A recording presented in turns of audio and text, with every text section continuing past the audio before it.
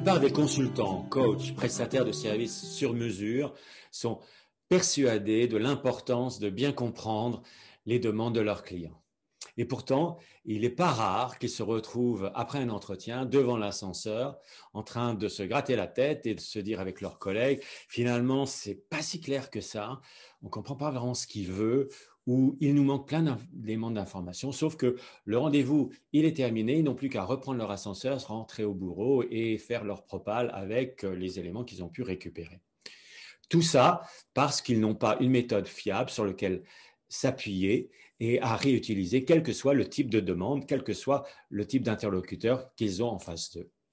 Alors, il y a 28 ans, j'ai eu la chance de rencontrer Dominique Berriot. Il faisait à l'époque une formation assez longue sur toute une année à la conduite du changement par l'approche systémique.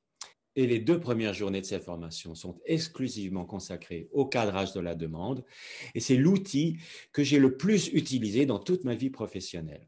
Alors, je voudrais vous donner quelques éléments de cette approche. La première, c'est un changement de posture. Au début, j'étais préoccupé par me vendre mes prestations, me mettre en valeur. Lorsqu'on essaye de se mettre en valeur, on n'écoute pas son client. Et on saisit chaque opportunité pour dire quelque chose d'intelligent, pour parler de soi ou parler de ses produits, au lieu de consacrer tout le temps de l'entretien à l'approfondissement d'éléments qui paraissent évidents mais qui ne le sont pas et aller plus loin de ce qui est proposé en premier abord. Le deuxième grand apport de Dominique, c'est d'avoir structuré un outil qui vous permet de cartographier les éléments d'information que vous donne un client.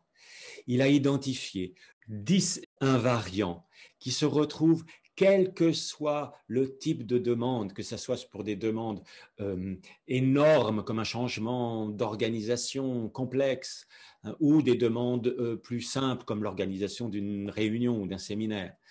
D'abord, il s'agit de recueillir toutes les informations porteuses de sens, l'origine de la demande, à quoi votre interlocuteur veut parvenir, qu'est-ce qui lui fera dire et vous fera dire que vous serez arrivé au résultat qu'il vise. Ensuite, récupérer tout ce qui est les marges de manœuvre, à la fois les ressources et les contraintes, et aussi les expériences déjà tentées, les événements qui peuvent surgir et impacter le bon déroulé de la mission. Et enfin, surtout lorsqu'il s'agit d'un changement à opérer dans un système humain, prendre le temps d'identifier avec soin le système d'acteurs à considérer et les enjeux de chaque acteur. Un autre élément qu'apporte Dominique, c'est la typologie de demandeurs. Il y en a 4, mais je voudrais insister sur 2 principalement. Il y a les demandeurs qui sont réellement porteurs de leur demande et ceux qui sont des transmetteurs d'une demande qu'ils ont reçue de l'extérieur, et parfois avec plusieurs échelons entre le véritable demandeur et eux.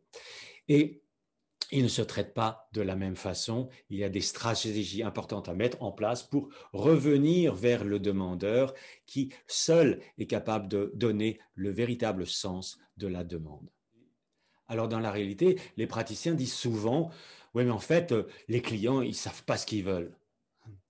Et c'est vrai que lorsque l'on pense ça, on est tenté de soit leur donner des choix multiples pour essayer de voir, alors est-ce que vous voulez ci, est-ce que vous voulez ça, ou de faire le marchand de cravates en vendant plusieurs solutions préétablies. À chaque fois, on est en train d'imposer son modèle sur celui de son client. Donc la clé, là, c'est de se débarrasser de cette pensée et au contraire de s'atteler à rester patiemment à faire émerger ce que veut vraiment une personne, parce que s'il vous a reçu, il y a une demande, mais qu'il ne connaît peut-être pas lui-même au départ. Et votre accompagnement consiste à l'aider à la révéler. Le deuxième cas de figure, c'est au contraire celui d'un client qui s'est arrêté sur une solution et veut que vous implémentiez sa solution.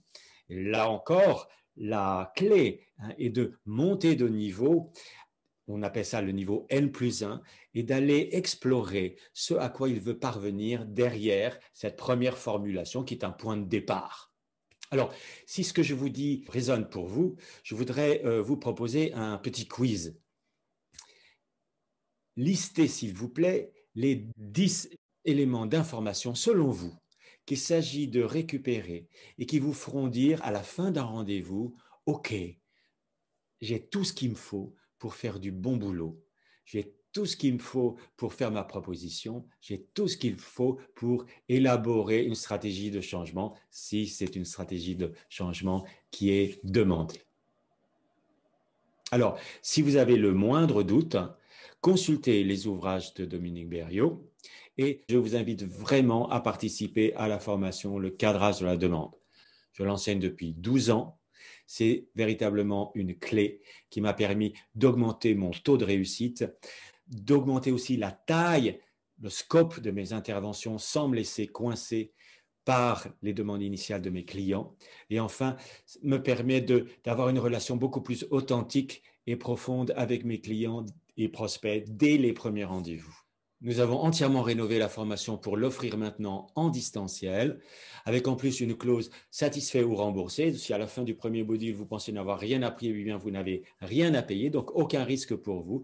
Donc au plaisir de faire votre connaissance et de travailler sur vos cas clients.